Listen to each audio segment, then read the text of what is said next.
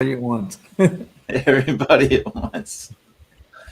All right, 5, 4, 3, 2, 1. Okay, we'll be live right now. This is Mac McCullough, and we have another installment of Peeks into the Past, and we're really excited about tonight's show. We spent days and days and days culling through boxes and files, and to bring you the story of movie theaters and civic theaters in downtown Battle Creek when we were just we had an embarrassment of riches at one time in our little town.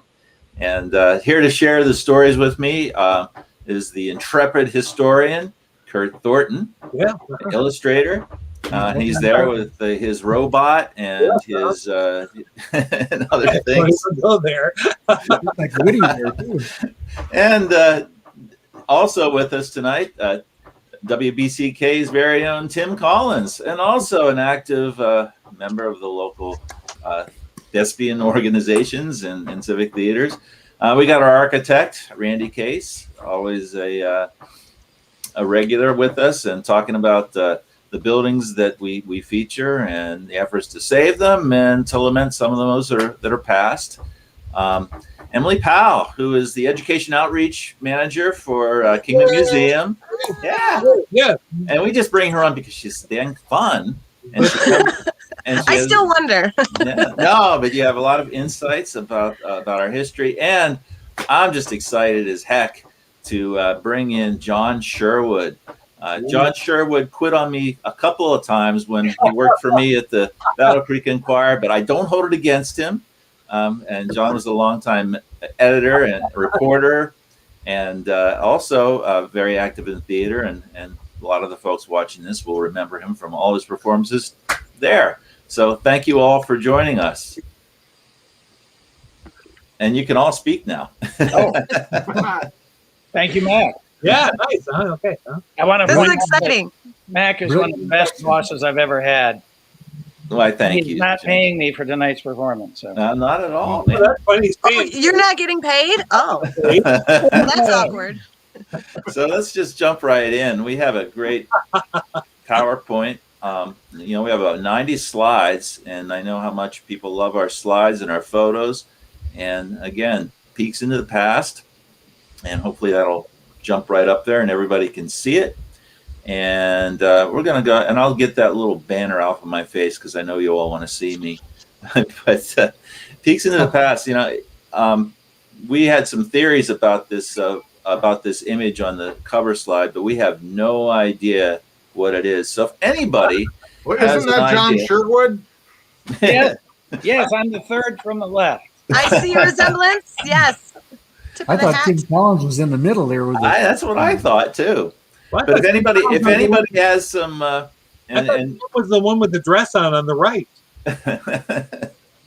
So and Jill, who helps us a lot, she loves the shirt, John. So there you are.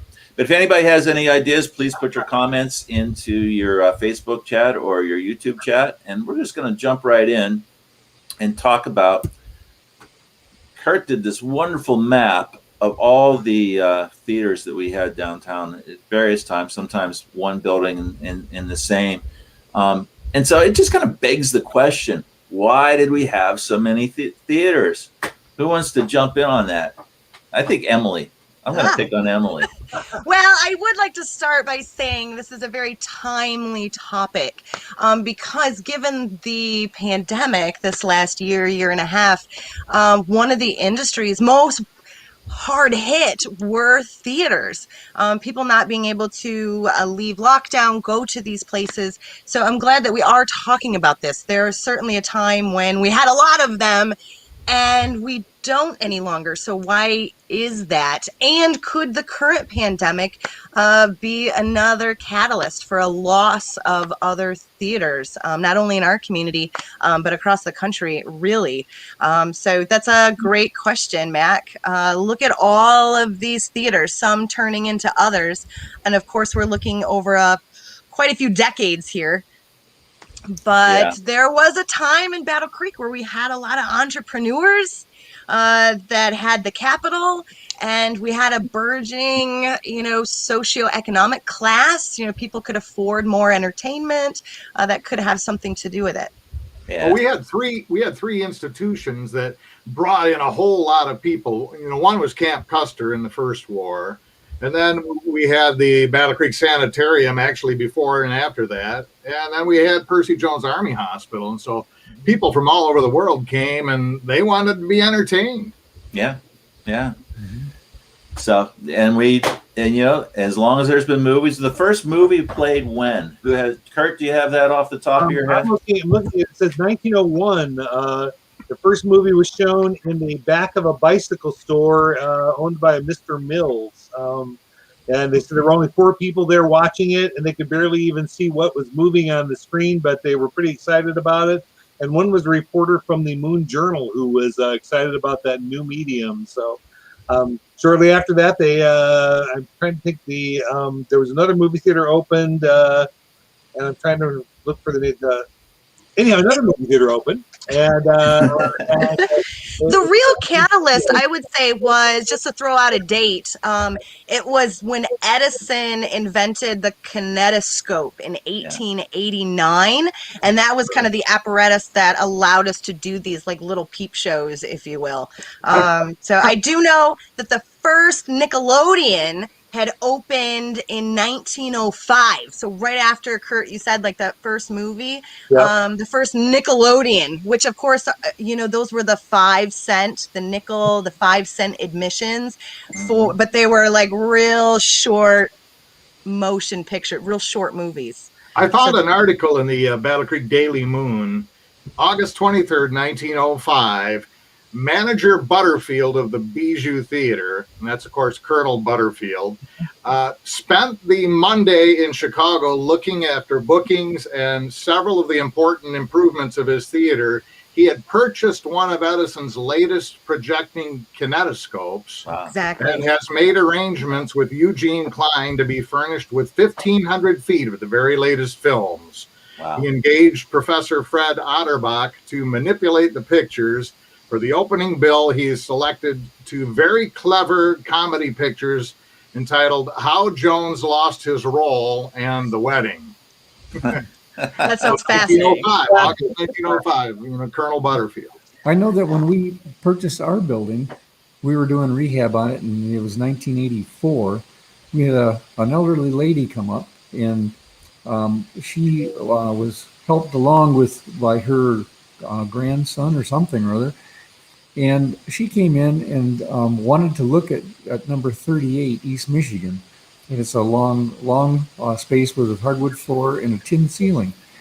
And she said that she played the piano for what she called the Dreamland Theater before there were talkies.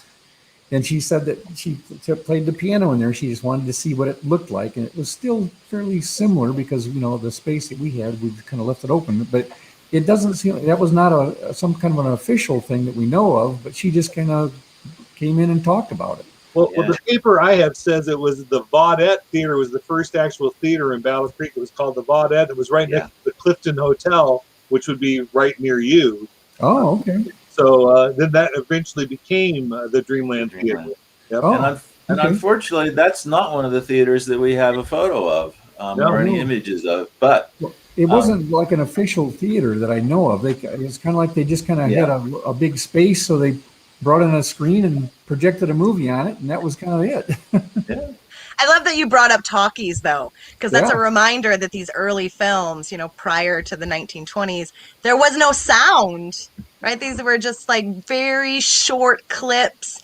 Movies were like not that they didn't have plots, they didn't have sound, they were still quite a novelty, and they were only a couple minutes long. These very early shows, like after that 1905 Nickelodeon in Pittsburgh. So that there was, I think, the longest film at this time. It was in 1908 nationwide. The longest film, it was called The Snowman, was 10 minutes long, and that was considered like forever. So these were just short clips. Yeah, they talked about films in lengths, like how many feet of film, and that was interesting. How many reels it was, The information I have, it says that Glenn Cross got his start singing between silent films, and that's where he got his start. He would sing between the films to entertain the people. So these early venues were mostly vaudeville, right? It was, you'd have acrobats and animal acts, and you'd have jugglers and singers and comedians, but then you'd also have these short motion pictures, this novelty of a couple minutes to show these moving pictures. Yeah, yeah. So we're going to talk about Glenn Cross, and we're going to talk a little bit about the Colonel, Walter Scott Butterfield. Obviously, the Hamlin House was not a movie theater, but that is where arguably the industry started, so to speak, in Battle Creek. And why don't we? And this is we're going to pay attention to some of the architectural changes over time too, as well. But who wants to share the story of Walter Butterfield and how he got started? Well, he was the manager of the Buster Brown vaudeville stage in New York. And he came to Battle Creek and leased the Hamlin Opera House in 1905. And a lot of renovations were done to make it the Bijou Theater with vaudeville acts booked for the season. And historians say Charlie Chaplin was there several times. Others include Fred Allen and Jack Benny, the Marx Brothers, Walter Winchell, and Buster Keaton, many more. But there's a story that one day a well-dressed man came to the theater and he wanted to inquire about booking the theater. And the man sweeping in overalls said, "Well, I'm the man you need to see. I'm Colonel Butterfield." And he was just that kind of a hands-on guy. But he showed the first movie in Battle Creek at the Bijou. Like Emily said, it really was, where the industry kind of started. And he ended up with 107 theaters, I think, in Michigan. In Michigan, yeah. I read as high as 130 at some point. But yeah, could be huge change. He started at the Bijou. He ended up owning a lot more theaters in Battle Creek, and he ended up building the Michigan Theater, but died before it could actually be built. Huh. And then, he not only had the first theater in the Bijou, but he had the last in the Bijou, as that was the last downtown theater, which we'll get to later. Yeah. Well, and the interesting thing of all the theaters that we cover, the Hamlin Opera House, which is where the Bijou started before he built the theater. I think it's the only building still standing of everything we feature, other than the West Columbia. And there it is. And you see the change. This is the early 1900s. Right. That was one of his first modernized. Wow. Historic, arched storefronts and so forth. You can see it was kind of squared up a little bit. Yeah. And in Battle Creek, that kind of happened all over the place. In our building, it was built in 1897, 1850, and it was burned, and then it was rebuilt in 1880. And when it was rebuilt, they talked about it being modernized, and then 1945 was assembled and rebuilt. So what they did is they tore off all the historic storefront, and they covered it up with, metal. In this case, it looks like there's still masonry. This was kind of the interim part of the architectural part, because the arches were gone and the traditional history was gone, but the windows were still there, and most of them were intact, and there's a little different pattern of the windows. And then you see this one is the same building, and this was done in the 30s, I believe. It might have been the 50s, because it was a Deco period, and you can see this whole thing. It was quite a high Deco facade at the time, and his history in its own right. And basically, the State Historic Preservation Office looks at this as a contributing historic building with history in its own right. So if you want to work on this building, this facade would have to be maintained. It's done with porcelain panels and so forth. So it's kind of a Deco approach of that day. I'm actually a fan. I know some people don't like it, but I think it's cool. Yeah, I think it's pretty cool. But this is the building we see today, pretty much. Yeah, Mildred's Boutique is in the bottom of part of that, I think. They're right next door. I'm sorry. Mildred's is next door, yep. Yeah, right next door, yeah. This is 17 West. It's like, Yep, hers was a Deco facade as well. Yeah. Okay. So then we move into Post Theater. John is our resident CW Post expert. So to speak. Hear it. I just like building them up. But this theater was built when? I believe 1901 wasn't it? Tim, you probably better. 1901. Didn't it open January 1901? I think that's right.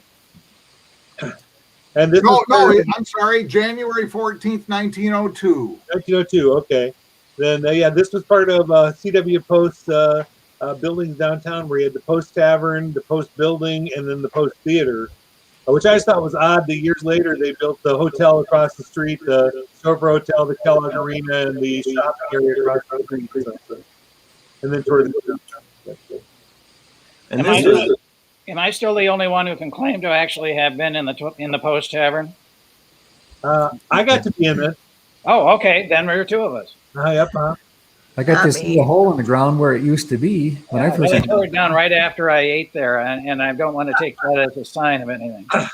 Yeah, but this was it was a noteworthy theater, advertised as the best between Detroit and Chicago, and we got the top acts in the nation, coming through Battle Creek. And again, it always asks the question about why Battle Creek, but remember the time in which we were in. It was such a wealthy, up and coming community. Well, CW Post wanted this kind of thing in Battle Creek. He wanted it to be a show place and wanted really the best in Battle Creek. CW Post pulled those kind of people in. There we have a viewer that was in it, Ken Sackett. Now there are three of us. So Glenn Cross and his partner ended up running the Post Theater 1919. That's right. And then in 1928, Colonel Butterfield got a hold of it, and he operated until it went dark in 1948. And then it came down, and that's, a lot of stuff was given to the Civic Theater. Yeah. Huh. And this was the time period when sound was added. I believe it was 1927 when sound was first added to these movies, which kind of shows a little bit about, this is, if you can imagine, if you didn't have any sound to a movie, that means either there's captions or subtitles that you had to read. So you had to be literate to attend these. Or you'd have an orchestra that would be playing like in a pit. So once you have sound on these motion pictures now, then kind of anybody can go, right? You didn't have to be literate to attend these. It was kind of a controversial medium, movie theaters. That comes up a few times in the literature. And you see it here on this Post Theater ads, the home of legitimate plays, not a moving picture. So, playing to that sentiment. Right. Because again, before this too, they were still a bit of a novelty. They weren't necessarily commercially important. They were still part of these vaudeville acts, seen as a kind of lower class, if you will. Here's an example of one of the nationally known performers, Nancy Boyer, which we didn't know anything about, but John joined us, and there's a display of her over in Marshall, right, John? Well, it's a private display. It's owned by Tom Frank of Marshall, and it exists in kind of an outbuilding that he converted into what is now called the Nancy Boyer Pub. Apparently, he had purchased a lot of material from the Boyer estate, not really knowing what he got, but once they started sifting through it, they realized they had a theme here for their pub at their home at Oak Hill in Marshall. And it's a very extensive collection, including posters and signs and various items related to her career. So when our group first gathered and said, who is this Nancy Boyer? I said, well, I know something about her because I drank in her pub. She was pretty well known, I think, in the Midwest. You can look up like her shows, and it was New York and Cincinnati, maybe South Bend. She did a lot of she was like a traveling comedian, right? Yeah. There was an article, I believe, in the Enquirer. It was 1912, where she was locally visiting Battle Creek, probably to perform at the Post, where she visited the sanitarium, and apparently she was also of the health and wellness persuasion, and so she was definitely, inspired by the vegetarian diet, and she remarked on that to the Enquirer, 1912. And here we have an ad for her. Oh, very cool. Racing Hearts. And her companion, Mary Lou. So these are some of the interiors. And this was what's called a fire curtain? I believe a fire curtain, yes. Yes, right. And that's basically to keep the fire from spreading from backstage into the audience, right? Yeah. Yeah, More fires light were still first. pretty common. Yeah. I'm not sure how they treated them in the old days. I know that today they use a chemical treatment on these kind of things, but they'll call them a fire curtain. But I'm not sure what was going on with them. I believe they were mostly asbestos. Oh, really? Probably. Yeah. I like this picture where the people who were in the balcony got to sit on benches. The people in the lower levels got to have seats, but the people in the very top nosebleed section were sitting in benches. The cheap seats, as it Yep, were. that was it. Yep. Here's another nice shot. And those little, what are they called over there on the side? The box. That's a Box. Portal I thought there was a stage. fancy theater name for it. No, just box. It's beautiful. yeah. I do wish we had more photos of the interior because I've never seen it, and it looks like it was magnificent. But then it closed, and it did go into operation. Glenn Cross operated as Tim mentioned, and then it operated to what year, Tim? 1960? Is that what you said? 1948, it went dark, and then it was torn down in 1955. Oh, okay. Had quite a marquee then. I'm going to put up a comment from one of our viewers who just said, my wife worked for Butterfield Theaters in Jackson. So love making those connections. And again, if anybody has those connections, but this is when, Butterfield started his theater in the Opera House and then built the new Bijou, right? Yes. And that picture, you can actually see the old opera house with the Bijou sign on the side of it. I Right. love the polite. And I love that the sign says polite vaudeville. We wouldn't want any other time. Not No that, crude performing. No. not that Sorry, burlesque. Kurt. This is a classy place. It's classy. Exactly. Well, he only was in the old opera house there that you see in this picture for 4 years, and then in 1909 he built the new Bijou. He's an interesting guy. How did he get his nickname, the Colonel? I was told it was because he would go out to Camp Custer and the soldiers nicknamed him the Colonel. Okay. You brought him chicken. Interesting thing about this building, it's a Second Empire style building, and it's got a little mansard roof and the little windows up at the top and porticos and so forth. That's very unusual for Battle Creek. Marshall has one. It's still there, but I don't know of any other one that had the same style as this one in Battle Creek.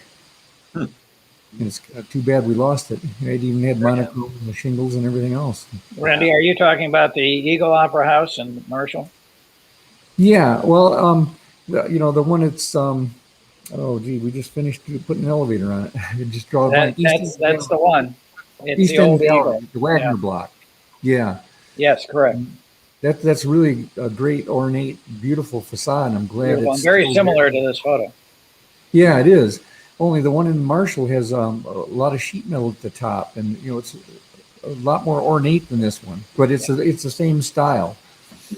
Well, as I was telling you, the Hamlin Opera House, from what I've been able to read, and it was a legitimate theater before it became the movie theater, they had like live animals on the stage. It's on the second floor is the theater. So they had animals. And now Mom told me they had an elephant on stage, but I've never read that anywhere. But I've read about camels and horses, and they had to get them up. We need to bring that back. Yeah. I want to see an elephant being walked down the main street of Battle Creek. That's okay. I just don't want to see it on the second story of one of these historic buildings. Oh, Randy, yeah, no. Let's not put them in the old building. So here's all promises fulfilled. Ooh, okay. yeah, theater beautiful, which I guess is what Bijou means. Yes. Did we decide that, or did somebody actually speaks the language decide that? Well, Tell it's us that. French. From what I understand, it means like small, dainty jewel, if you will, Right. like a finger jewel. So these are obviously jewels of these towns, right? And The old home in the 19th century sometimes was called a Bijou villa. so kind of quaint and dainty. So just some of the street shots. I mean, here that looks to be in the 30s, I would say, right? Yep. If I recognize my car models, okay. I think Buster Keaton and Jimmy Durante are on the marquee there. Yeah. Oh yeah. Uh-huh. It's got quite a tall marquee on there as well. Yep. The old theater's on the left, which is the new Bijou, but then the redone Bijou's on the right-hand side. So this is but the new Bijou was the one that was done in 19. Come on, Tim, I want you to pull this out for me. What year did they open the new Bijou? 1905, 1909. Thank you. They were way ahead of the game with the Fast and Furious movies. Yes, we were. That's how many there are. Yeah, They go this far back. Oh, yeah. Vin Diesel's an old guy. In great shape. He's in great shape. And you can see down the street, and the Michigan Theater, which we'll also cover a little bit later. I can't remember what year this is. They redid the theater in 1940-41 is when they redid the theater. So this was right after it was remodeled. Where was this in the street? I can't remember. This is right at the Bijou, right? It's where the parking lot is next to the Riverwalk Center now. Yeah. Oh, okay. That's what. A nice winter shot. That's it. And there's a lot of opinions about which was the best theater. Although the one we have the most photos of is the Bijou, and I've heard a lot of people say it was the best. But it was a beautiful, beautiful theater. It was really nice. Mm-hmm. And this is the interior before the renovation in 1941. 1940, yep. And I mean, just gorgeous. Why did they put so much into theaters? I mean, that's movie theaters. I mean, obviously they expected the return, but it's such an expression.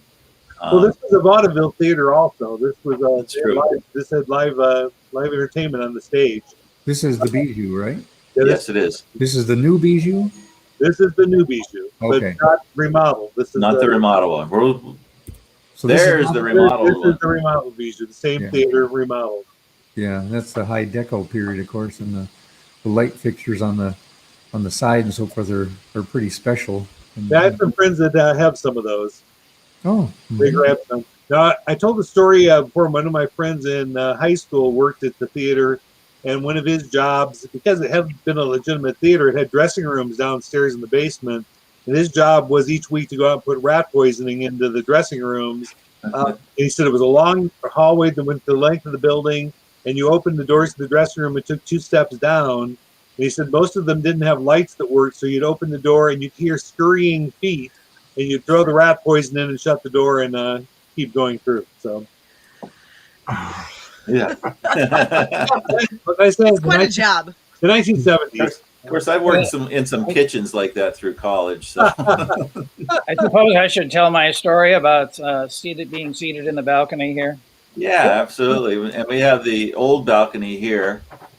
This was not the one John was in. He's old, No. but he's not quite that old. Oh, ouch. Not Mhm. quite. Not quite. it's interesting. The cylindrical rings of light bulbs and so forth too. Yeah. There's a series of light bulbs all the way around under the balconies as well. Mm-hmm. Yeah, but I do want you to share that. And this is the modern one, and you can see the advances in architecture. They no longer have to have those beams supporting the balcony. What's that called, Randy? A column. There are columns. See? Those are called columns, but what was This cantilevered? Is it like a... That's right. Yeah, That's it's the word you cantilevered used. out from the column base there, but it's a long span. So that's that would took some engineering to pull that off. And I do want to hear that story because before you joined us, John, Emily did ask the question about where Black people could go see theaters, and then you came with the next planning session and shared your story. Please. This memory goes back to when I was about 10 years old. Now, the memory actually may have occurred from about 1958 to 1962, somewhere in there. So we're talking about 60 years ago. And yes, I was alive then. And my mother decided that she wanted to see a movie. And she wanted to see a particular movie. And I have no memory of what that movie was, but it must have been a blockbuster hit because everybody wanted to go there. And when we arrived, it was sold out on the main floor, and the only seats available were in the balcony. And there was an exchange of whispers, as I understood it, between my mother and the box office people. And then we went upstairs. My mother wanted to see this movie. And for the first time in my life, as a white boy from Marshall, I found myself seated with a group of Black people. And that's where apparently everybody was, if you were Black and wanted to see a show. You went to the balcony of the Bijou.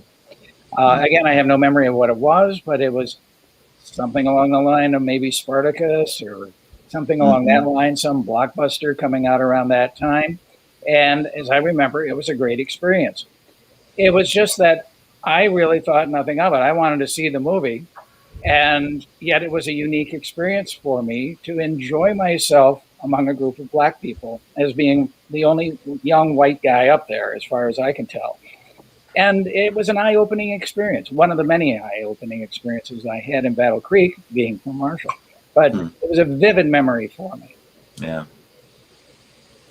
And I assume there's probably, we haven't uncovered much of anything, but I assume it was probably similar to all the theaters. That was just the unfortunate convention. There had to be some form of segregation, either that, whether or not it was self-imposed or not, I don't know. So here we have the entrance. And this is the long hallway you went to. You bought your ticket out of the front ticket booth and you walked down this long hallway. Now, reading the description of the Bijou, it was actually two buildings. This arcade you're walking through was the front building, and then you went down this long hallway in anticipation of the movie. You were excited to go see it, and you got to see previews, signs for the next theater, and then you got the next show. Then you got to the next room, which was the Rotunda room, which I think you have here next. Yep. That's the Rotunda room's off in the distance there. That's the you waited in there to give your ticket to the ticket taker, and then you went into this room, which was the lobby. There's the Rotunda room. Got them in the wrong order. Yeah, that's okay. It's all right. And what's good, it was such a beautiful building. I mean, the lamp in the ceiling, it was really something to see when you went in this place. Can you go back one, Matt? Because I wanted to just point out that railing. Make a note of it. Take a note of the rail. I mean, it's a beautiful railing, right? Was a high deco style, yes. All out of aluminum, which was, kind of a new thing, and plates that are formed like that. That was kind of a unique thing. Yeah. I always tell everyone that the carpeting is just like in Radio City Music Hall. Now that they redid it, the Radio City Music Hall, they have carpeting that looks just like this now in the theater. It's a reproduction. And it had the wood paneling on the wall was really something. It was quite a place. And this was, and Tim, you actually worked in theaters. You're a projectionist, but this, what's the equipment here? That must be lights. That must be theater lights. Just theater lights. Giant power panel. It's the electric chair. It's like the picture on the right, obviously, is the old board, and the picture on the left is the new board that they put into the theater. We think it's the same man in both pictures. Yeah, I think so. And the left one looks much safer. Yes, it does. I wouldn't be afraid to touch that. I'd kind of be afraid to touch the one on the right. But here, Tim, explain how these things work. Well, there were two projectors in a booth upstairs, and it wasn't to have one for a backup. You had to have two in operation because the reels were 20 minutes. And so you'd have 5-6 reels typically for a movie, and you'd have to switch back and forth as one ran out. And so near the end of the reel, a bell would sound, which told the projectionist to wake up. scramble to your feet, start the lamp on the other projector, and then get in position to switch to the next reel. And then a round mark in the upper right-hand corner of the screen would flash for just a couple of seconds. And at that time, you would start the reel and lift the dowser, and then 4 or 5 seconds later, the other set of marks would happen, and then bam, you'd hit the foot pedal, you'd switch the audio, and one projector would switch to the other. And Wow. the unique thing about it was the lighting. They were carbon arc lamps. So inside these things were 2 carbon rods that kind of, I guess were like about that far apart, and that electric current passed through them. And they'd actually burn very brightly. And there was a concave mirror that would focus that towards the screen. And it was like 2 little Franklin stoves operating up in there, especially tough in the middle of July when it was like 105 degrees. Yeah. This is why you had fire curtains.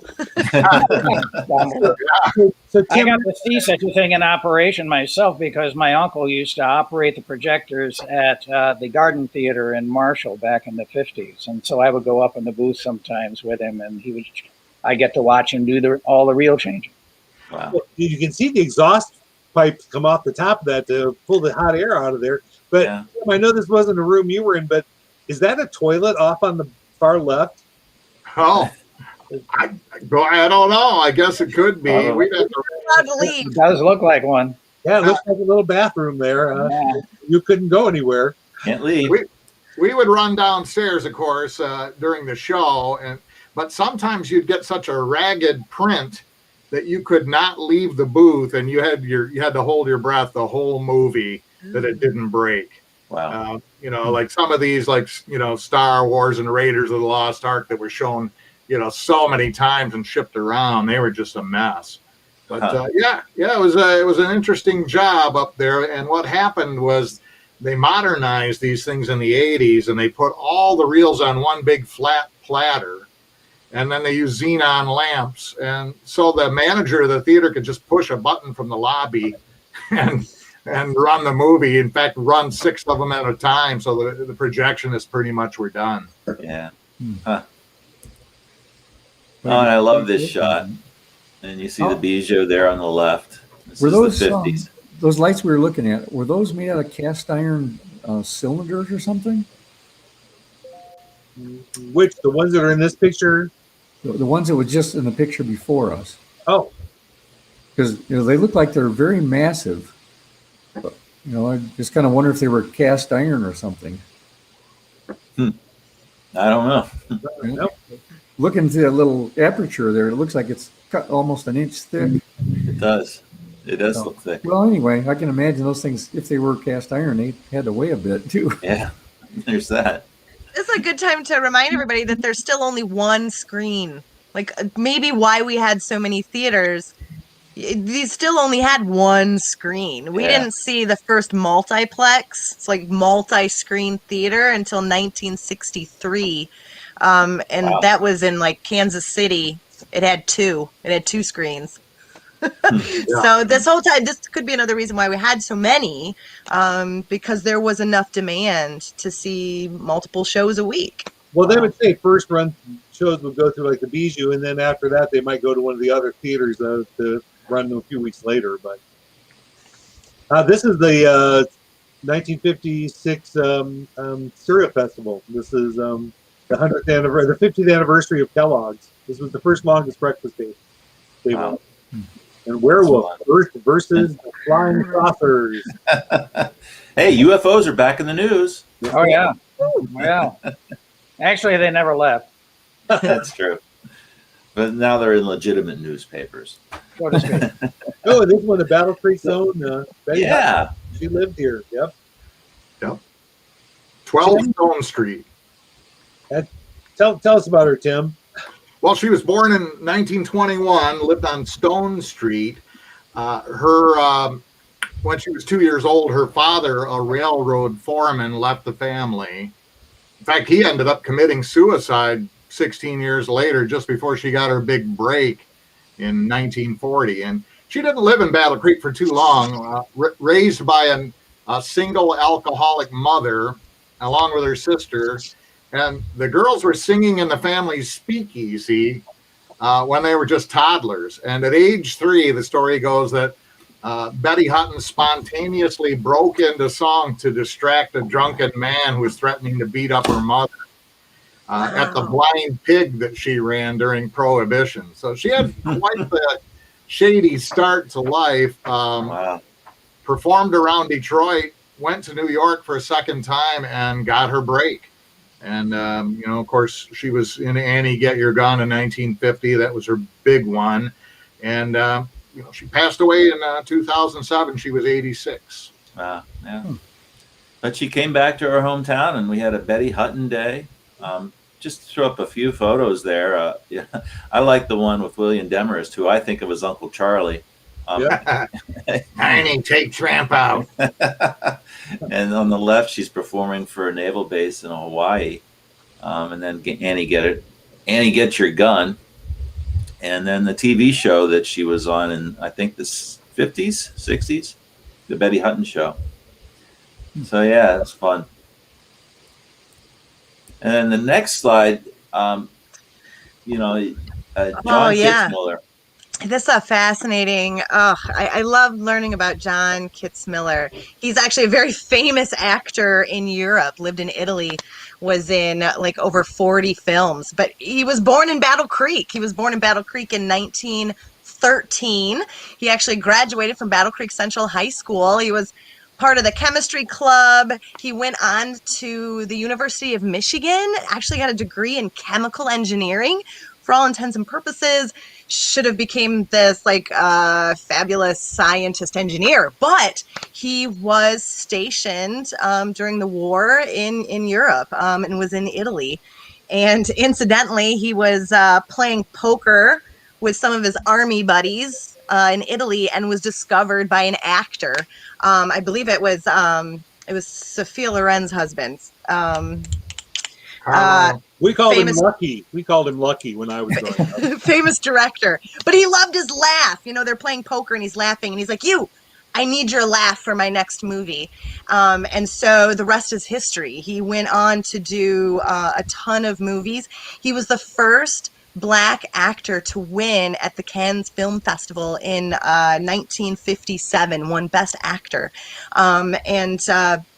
He was even asked, how did you, get all these roles? But he did say that, in Italy at the time, they were the only ones writing for Black actors. And he was the only one there. So he got all of them. And so he just stayed in Europe. His parents did pass away while he was deployed overseas. So that was another reason why he didn't really feel the need to come back home.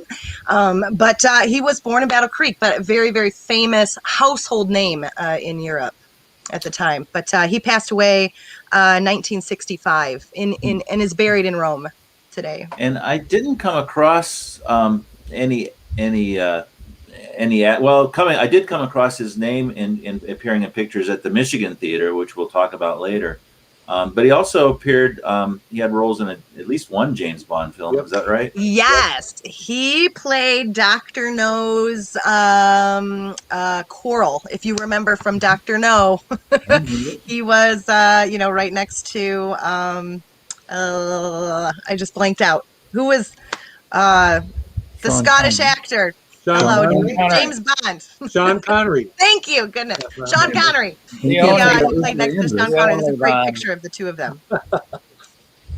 I think. But yes, he played Coral in Dr. No.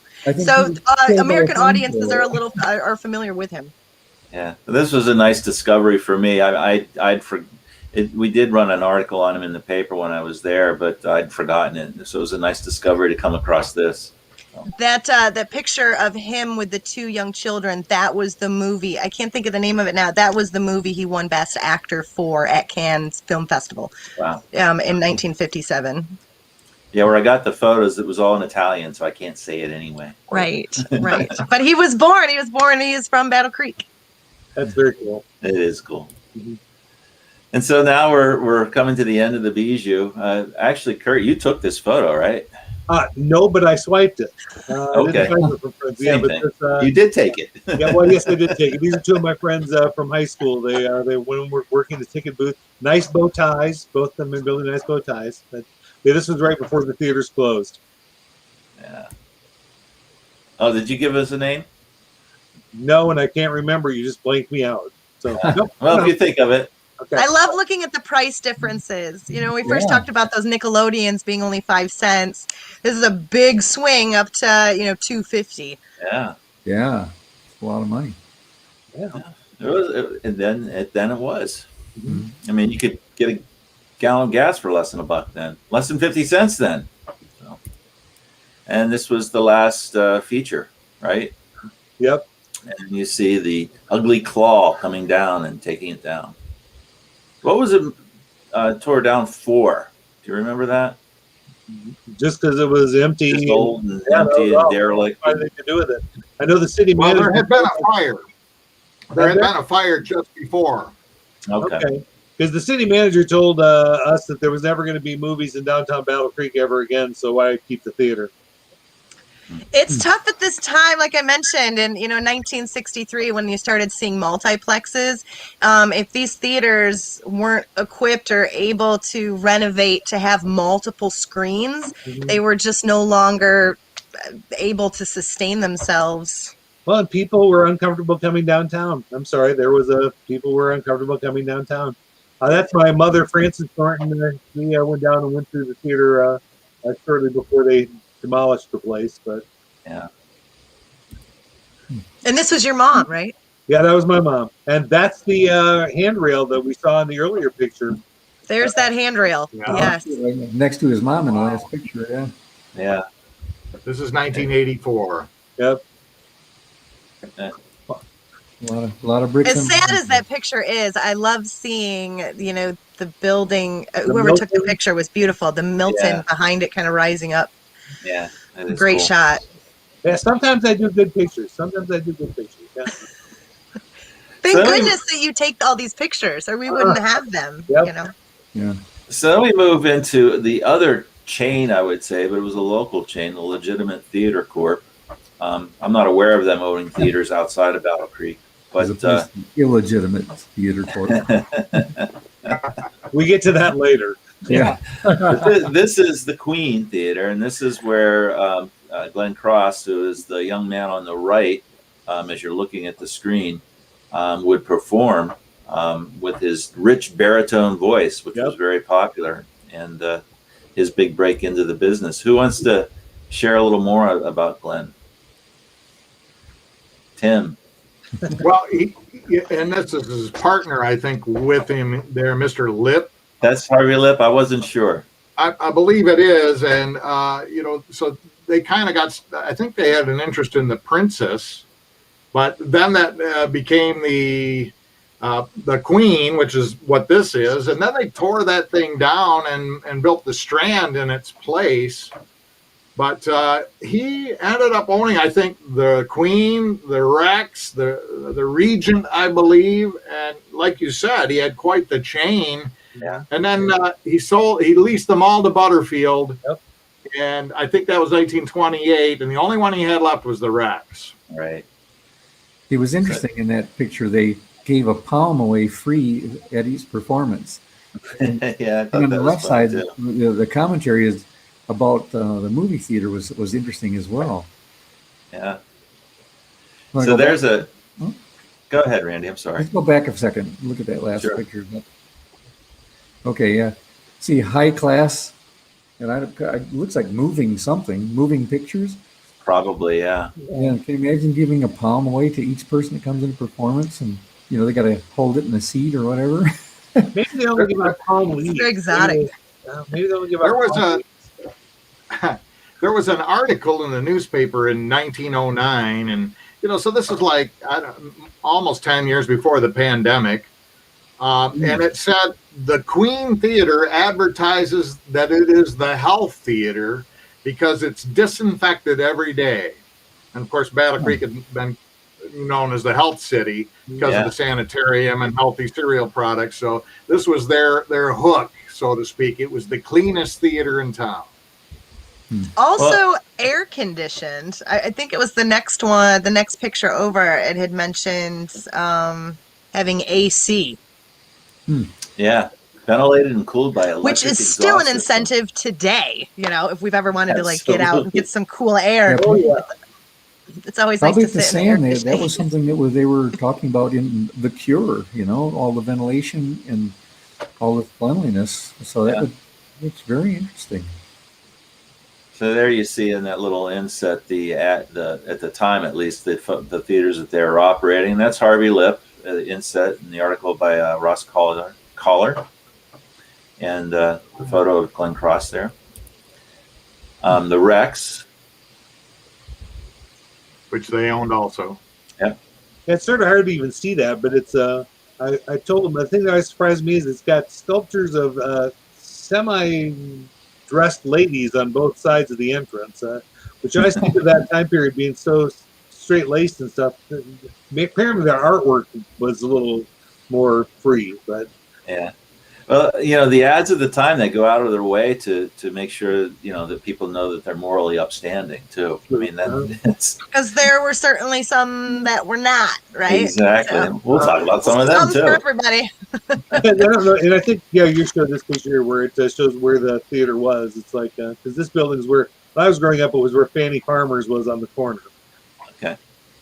So it's the bank corners where the park is now. Yep. Yeah. And here's the garden. Do we know who those gentlemen are? I don't think we ever decided, did we? I thought one of them were Glenn Cross, but I'm not sure. Possible. These photos don't come with stuff written on the back of them, unfortunately. But the garden was put into the Presbyterian Church. Congregational church. Congregational church. I apologize. And They're this related. the Riverwalk Center would be where this is now downtown, and yeah, this was the old Congregational church, and they like made it into a movie theater. They put a store on the front of it, and I think the Congregationalists were making a little extra money off renting this the retail space in front. So, Kurt, was this the church where Sojourner Truth's funeral was held? I believe so. Right. Yes, it is. Yep.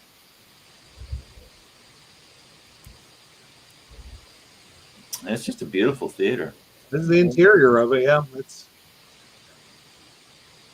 And some of these places were still very classy. You know, you would dress up, you know, with your top hats, and you know, it was a night out. Mm-hmm. But they'd have a rule about ladies' hats because you could see that this was not a raked floor. In other words, it was all level, sort of like going to a show at Firekeepers Casino. And if somebody in front of you had a hat, you couldn't see the movie. Hey, down in front. Hey. And did we decide that was indeed the ticket booth? Or I are we just taking a guess? I was always told that ticket booth that's now at the Battle Creek Regional History Museum was from the Garden Theater. That shows my father and my sisters and my brother-in-law and Duff Stoltz moving it out of storage. And I'm not sure where it was stored because obviously the theater was already gone. Mm-hmm. They had acquired it, and they ended up. It was at the Historical Society for a long time, and then it went to the History Museum. Which means you can go see it. Yeah, Great. Saturdays. Yes. And Saturdays and Sundays. Go to the Regional History Museum, and you too can see this Garden Theater thing. And what are the hours at the museum? He's pulling trick questions on me. Right? You can go to BCRHM, so Battle Creek Regional History Museum, .org, and it's right there. It's right there. On Sunday, it's noon to something, but yeah. Like noon to 5. Yep. Anyhow. Saturdays, 10 to 5, I think. I think so, yep. But demonstrating once again why it is important to have a regional history museum in our community so we can actually save and preserve some of these icons. That's right. We might not have the building itself, but we can still have these pieces of it to help us still tell these stories. Exactly. So here's the Strand, another of their theaters. Now that's where the Queen Theater was at 14 East Main. Right. And of course, they renamed Main Street Michigan Avenue. So It's kind of like 14 East Michigan too, or thereabouts. But they tore that down. They built the Strand. Really, the Queen Theater closed in March of 1915, and the Strand opened that following August. Wow. Just a couple more shots. See where it is downtown. That's about where the Millrace Park is, I think, right? Yeah. It would be near there, yep. Very close.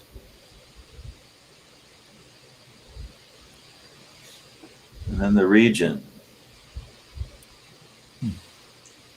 This would be next to the Battle Creek Tower now, which used to be the Wolverine Tower, which used to be the Central National Bank. This is on the north side of Michigan Avenue, near McCamley. This was the largest theater in Battle Creek, I thought they said. I know this was where they first did CinemaScope in Battle Creek, because it was a wide enough screen that they could do that. Mm-hmm. Yeah, it's interesting. CinemaScope, we saw those old projectors. You had to take the lenses out of those and put these big giant CinemaScope lenses in. And on the older projectors, they weren't built for them. So we would have to turn the focus knob 23 times just to get it so that it would be in focus. And then when you switched back for the previews, you'd have to turn it back 23 times. If you forgot, it was really comical. Could you go back one more screen? Sure can. Because it's interesting. So the Regent Theater was like the other ones. It was in the back of the house, and you had shops in the front. Yep. Yeah. Okay. Because I know that it's interesting because it has prism glass above that canopy there, and that was quite common to let light in the upper floors or above a retail spot. And then you can see the little grate work above the marquee of the Regent, which is quite interesting because you kind of wonder those are kind of hard to close in. I'm putting up a comment from one of our viewers, but I was just thinking, and actually this is the first time I've noticed that the shop next to the entrance there, piano and phonograph parlors, which is kind of cool. But just thinking about, downtown, all these theaters and people going out, and then they're going out into the town and you just have all these people. And how fun that would be. Mm-hmm. Well, just recently I posted some pictures of a lady I go to church with who just passed away. Her parents ran a bar underneath the Regent Theater. It was the Tropics. It was a really nice bar you went to. So after the theater or before, you can go down and have a few drinks and have a good time.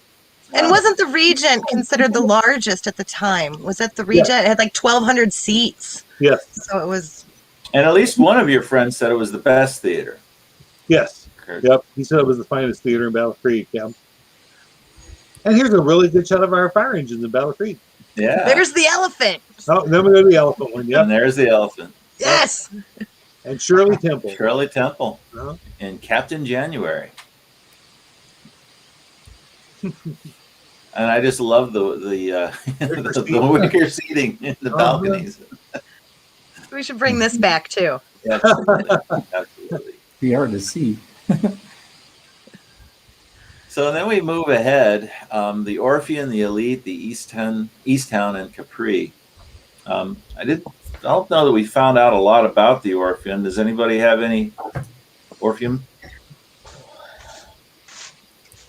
No. I don't think we did. No, don't know much about it. I think it was. I want to say it was started 1911. Right. And then from there, morphed into all these other ones. Because this was down where the Kellogg Foundation is now. This would be on the north side of Michigan Avenue. Right across from our building, yeah. Yep. Well, for good or bad, the theater is known for other things, which we'll get to. But there it is as the Elite. Mm-hmm. And then the Easttown. And then we come to the point. John, where do you go to get I'll tell my story here? Where do you go to get handcuffs in Battle Creek? Well, it went from the Elite Theater to the Easttown. It's quite interesting. Quite a jump. Yeah. And wasn't it known by both names, the Easttown Capri? I'm sorry, it was the Capri, Easttown Capri later on. Yep. Right. And of course, it was notorious, but everyone knew what was going on in there. which is why I became a client at one point. Those of you who know me, if anybody out there knows me, know that one of my sidelines is as a magician, and also a theater performer and such. And occasionally, as a magician, I will point out, a magician, I use in my act a set of handcuffs. And on one occasion, just before a show, a handcuff that was vital to the performance broke. And it was an early morning on a Saturday, I believe. And I thought, I can't run down to Colon, Michigan, to Abbott's and get back in time for my show with another pair of handcuffs. I got to find a pair of handcuffs somewhere. And I thought, I know where I can get a pair. And so my then wife drove me. How did you know that? What? How did you know that? Thank you, Randy. Thank you, Randy. I was going to ask that. Word on the street. Word on the street. Word on the street. He was a newsman. He knew this stuff. Of course. And so my wife drove me downtown and essentially circled the block while I ran in. And there was of course, a glass counter there full of, shall we say, novelties. And I said, I need to get a pair of handcuffs. And did I want them fur-lined or what? And I said, just regular handcuffs, please. And of course, they were like $5. Cheap as heck, but that's what I needed. And so I slapped down my $5 bill plus tax and walked out with my handcuffs, and that's my story. And I'm sticking to it. And stick to it. This is a family show. That's right. No, but it was quite a controversy, and you can see that the theater actually sued the Inquirer News because the Inquirer News refused to run their ads. And you see a minister there protesting outside the theater. But and then another redevelopment downtown. I think we all can remember the street being torn up, and here it was tore up. That must have been before 45, because our building's in that picture, and it has the cornice on it yet. Huh. 1945, that was removed. And it's that can't be before 1945. That picture's when they were building the mall downtown. That's a lot more modern there.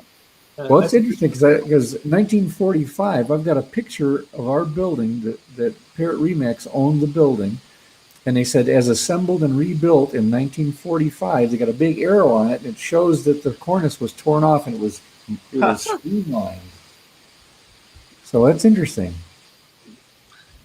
So, and I like this little picture just because of on the horizon, a better Battle Creek. No more Easttown Capri. Gone. Another landmark theater, the Michigan Theater. You can see the crowds wrapped around the corner waiting to get in. This was, you said, a Saturday matinee, most likely. For kids. Yeah. Yep. Yeah. And you can see the tower there on the sign, which we know we will see has at some point will disappear. Yeah, I was wondering where that went. Yeah. Yeah, if anyone knows. I do. Oh, you do? Yeah, that sign stood 70 feet above Michigan Avenue. Wow. And Butterfield's company had built it in 1941. And the 40-foot tall upper section was taken down in December of 1964 because they wanted to modernize the bottom part and they needed it gone. Boo! So that's what they did. And one morning they hauled it off with a crane while a bunch of people watched in 1964. And that was that. Well, that would be cool to have. Right. It would be cool to have. I think Ed Zentera has it. And here's the modern version. Here's the modern version here. The modern version, yeah. This is the last movie shown at the Michigan Theater, because that's why I went down and took pictures. It was the last movie they showed at the Michigan. It was a good movie too. I like that movie. 1974. Yep. And it stood there for 10 more years before they knocked it down. Huh. I mean, just, obviously part of what drove attendance at theaters was we had a military base nearby, but they had their own theater. The Liberty. This was actually part of a larger initiative for all of those soldiers that we had to train, right? So in 1918, this is when they put up the Liberty Theater. Not the only one, actually. There were 16. There was a big national bulletin that was put out, and it said, from this time forth, there is to be no lack of healthful and inspirational entertainment at all the Army containments and National Guard camps.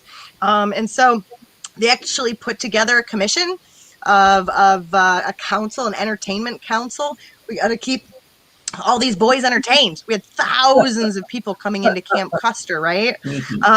And so they said under the council, they're going to have nightly entertainments, and they will hereafter be known as Liberty Tents, Liberty Auditoriums, and Liberty Theaters. So we got one at Camp Custer, and it was a really big deal because it could seat like up to 5,000 people.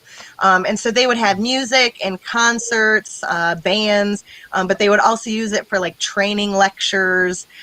So this was part of a larger initiative. And you could actually purchase coupon books that would then go to the soldiers. If they weren't able to purchase their own tickets, you could purchase some for them. Wow. And so you'd have places like the YMCA where you could go and purchase these coupons that you could then turn in at the Liberty Theater.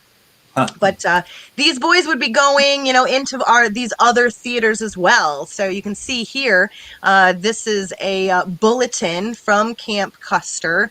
I believe this was also 1918, but you could see what's showing at the Post, or maybe you want to catch a show down at the Garden, the Rex, the Strand. So these bulletins were put out to kind of keep them in the know what's going on and what they can go do in town. But they had their own theater here on site as well. That's I mean, cool. we had upwards of 90,000 over for the 18, 19, 19, 90,000 soldiers. Yep. And we all know that, soldiers who are homesick or bored, the morale is not, conducive to good training. So definitely got to keep them entertained. Yeah. And there weren't enough handcuffs down at the Capri, so they had to go with something. Right. But So then we're I gonna- suspect that the Liberty Theater might have also been used for, health and wellness. We know what else happened in 1918. Right. And Camp Custer was certainly affected by the pandemic at that time. And, hundreds of soldiers and their family members who visited getting sick. And so they were putting beds everywhere. That could have been used for that as well, maybe. Yeah. So we're going to circle back to the Strand, which would become the home of Civic Theater, and something that's referred to in the papers of the day as the impossible dream. And I think that Tim and Kurt, maybe John, you're all more authorities on it than I am. But essentially, this volunteer effort to turn this into the Civic Theater. Tim? They bought it in 1970.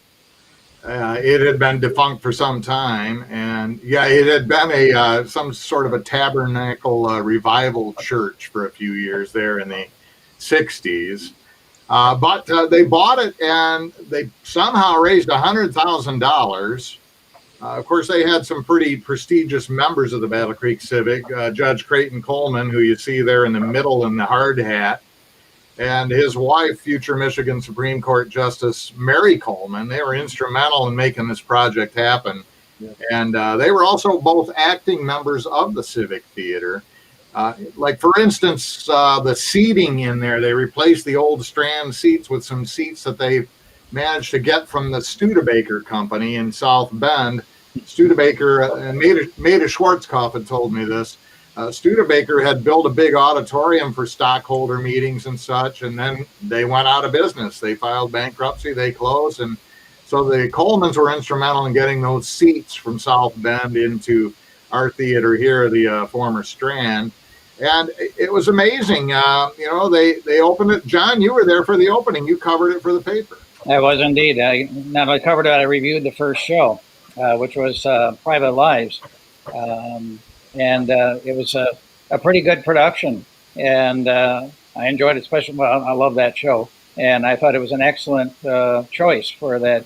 I wanted to shout out to the Colemans also because they started kind of with that. They went on to Marshall and helped renovate the old Civic building. It was an old church, Brooks Methodist Church in downtown Marshall, and turned that into a theater as well, so that was open by the early 70s too. So they were instrumental in, I think, reviving community theater, not only in Battle Creek, but also in Marshall. Yeah, Well, they called it the Impossible Dream because it took years, didn't it, for them to get this right? They did. It took 3. They bought in 1970, and the grand opening that John attended was February 20th, 1973. Which happened to be a very nice night. It wasn't very cold at all, as I recall. But, you know, the theater had struggled to find a home. You know, they'd been at Battle Creek College, and they'd been at the Ann J. Kellogg Auditorium. They'd been at some of the junior highs. They were at the military theater out there. It was so cold, people had to dress like they were going to a football game. And they'd have to go next door to the skate land to use the bathroom. Yep. And that included the cast. So when they finally built this home at the former Strand, they built to 2,700 season ticket holders, and they had more than 100 guild volunteers working day and night to support that theater. Wow. And here we have what's I assume is going to be the grand opening. That's your dad, right? That's Junior? My dad. Yep. Yeah. You know, right, yep. And then this, the next slide was there. That's a friend of yours. That's for Eric Riley. He went on to Broadway. He was in Chorus Line and On This Island, but he was a chauffeur that night. That's opening night.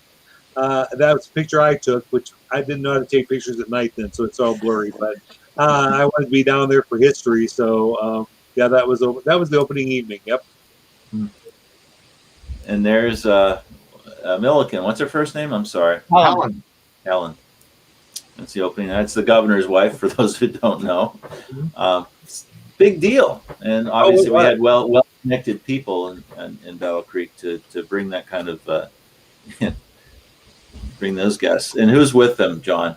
Oh, I have no idea. I'm sorry. I thought somebody on this panel mentioned it, but maybe I read it in the cut line. I don't remember myself. Isn't that Jackie and John Kennedy? Oh, sorry, yeah. wrong decade. Sorry, Can you imagine? Oh, decade off there. Our young people need to know this in Battle Creek, that we had, at a time when there was an opening night of an institution in Battle Creek, the governor's wife made sure she was seen there. Yeah. That's very telling. Mm-hmm. And we, with a little bit of creative license, we can point out John in this shot. We think it might be him. Well, the clue is that they're up toward the upper right. There is a young woman turning to the left from our point of view, talking to another woman seated next to an empty seat. I am pretty sure that young woman is my date for the night, who later became my first wife. And that the headless person you see walking down the aisle toward that seat is probably me. So would she be the wife that drove around the block while you got the... That's her. Okay, just wanted to it was very understanding. Yeah, I want to make that very clear. And so it's just some shots. Tim, I think you need to describe this We're one. getting a lot of spouses in here. This is Cinderella at the Battle Creek Civic, the former Strand, and that's my wife, Debbie Koski, in the middle, or she was Debbie Koski then, and Christine Andrews on the left, and I'm not sure who the girl is on the right. That was directed by Charlie Baber. Oh, Charlie. Great Charlie Baber.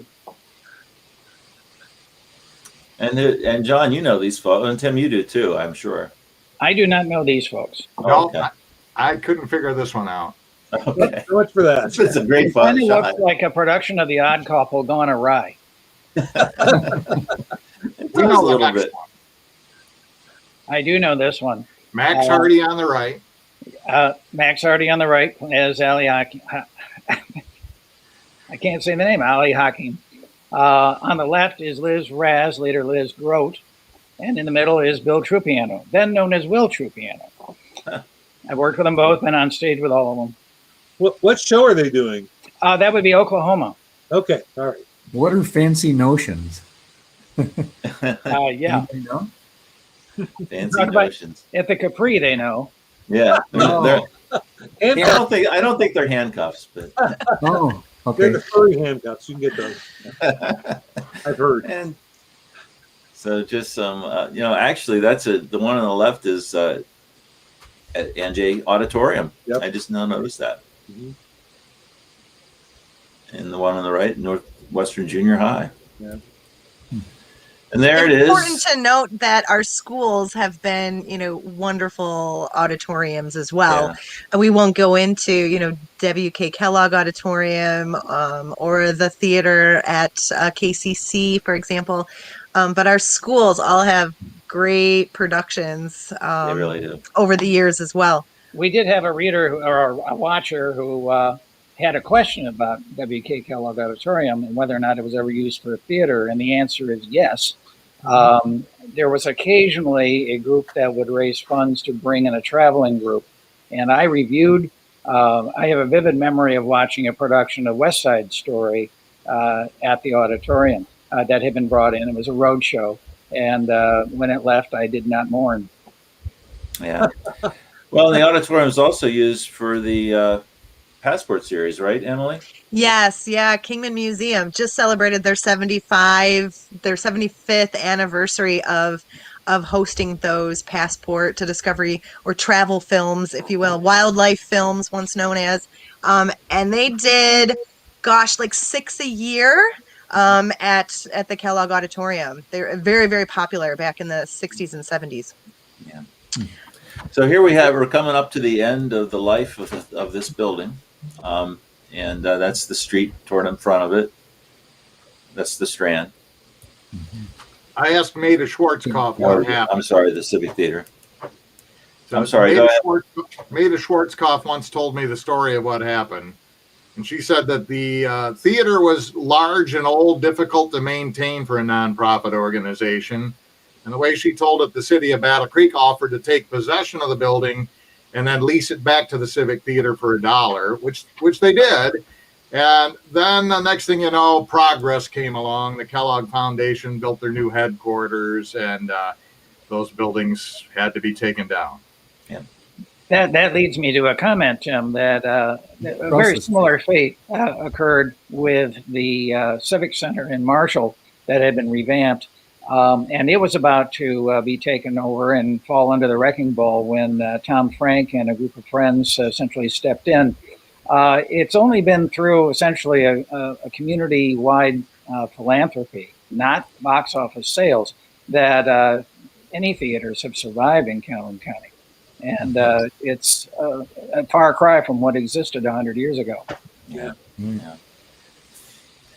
Just wanted, Randy brought these photos in. If you look at the theater there, or at the top right, those pieces Randy was able to save. Yeah, they were going to haul them off in a dumpster and put them in a landfill. So I actually I went up in the second story of our building, and I've actually got some more blocks that I've saved as well. The one on the right, if you go back to the picture before,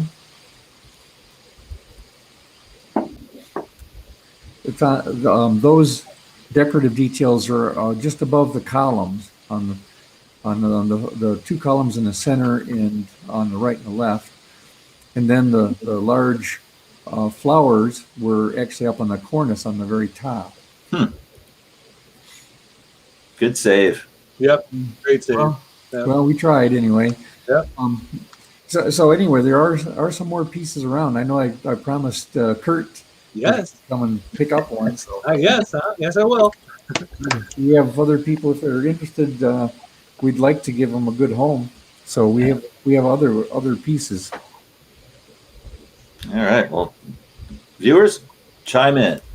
And we just had one photo here of the Columbia. I mean, this was the real rise of the multiplexes in Battle Creek, and Because I remember thinking this was a stupid idea. Why would you have a theater that had 2 movie theaters in it? That didn't make any sense to me. So it was the West Columbia Gemini Theaters because it was the 2 theaters together. And this one, they're building a 3rd theater on it. But I thought, that's ridiculous. No one's ever, these little tiny theaters, no one's going to go to those. They want to go to the big theaters. It's like, so anyway, but you know, it doesn't quite have the same magic. I mean, the films do, of course, but I mean, the ornateness of those buildings and you're just putting the map of it just to let it sink in, just what we had and how much we had and how much vibrancy there was, and yeah, it would be great to have it back. But at the same time, economies are different, right? I mean, there's so many things for people to do. You can stream anything in your home, and you know, the economy when these theaters were coming up, the economy supported multiple newspapers, right? I mean, there's a lot of media consumption and few places to get it. well, Mac, we tried to convince the city to save the Bijou because it was a legitimate theater. It had a stage. Like I said, it had the dressing rooms downstairs. We could have used that as a theater like the State Theater is over in Kalamazoo. It could have been a real asset to the city, but they were going, well, nobody wants to buy it. Nobody wants to maintain it. So it went, but it's too bad. But yeah. And I'm sorry, going to the box theaters are nice, but it isn't the experience of going to the old theaters. The experience going to those big movie houses was magic. It was like the whole going to a movie was an experience, not just the movie. Just going there was an experience. It was a community experience too. Yep. You went with everyone in town. Yep.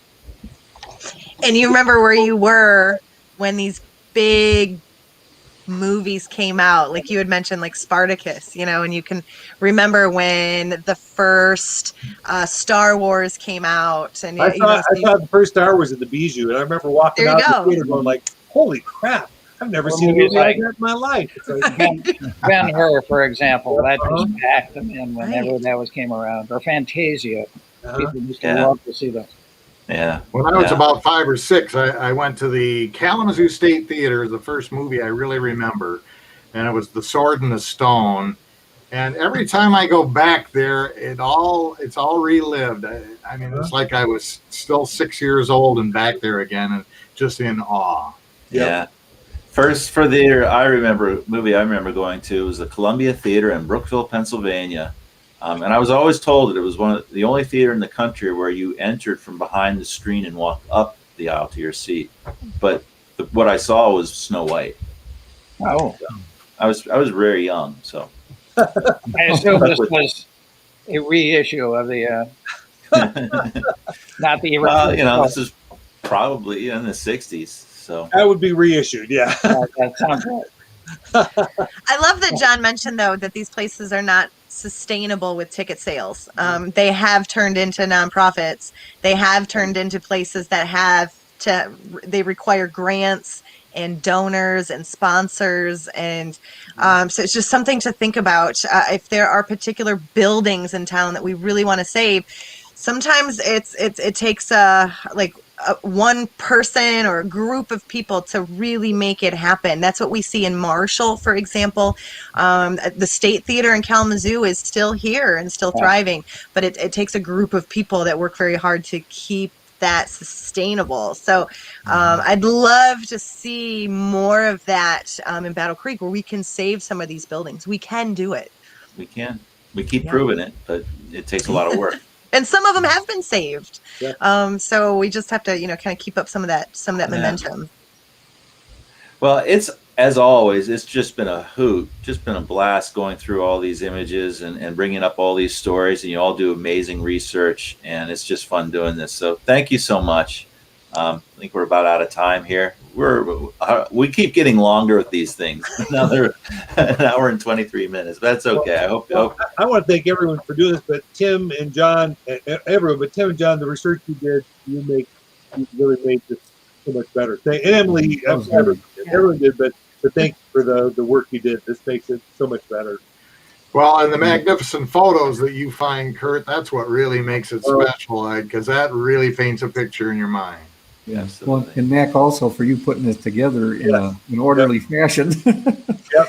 makes a difference as well. Yeah. Well, And Very just a important. reminder that a lot of these images and these stories and articles, most of which can be found in the Mary Butler archives of the Historical Society of Battle Creek, which are being moved into the History Museum. So support these organizations, the Historical Society, the History Museum, so we can maintain these documents like Kurt's photos, these Inquirer articles, also important organizations to sustain.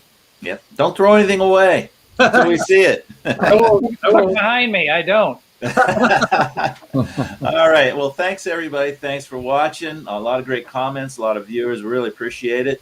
Our next show will be the fourth Monday in June, and we're going to dig into early aviation leading up to the creation of the W.K. Kellogg Airport. So we're just getting started on that. If you've got something to share, send it our way. We'd love to see it. Yep. Thanks again, and everybody have a great night. All right. Thank you. Thank you. Bye.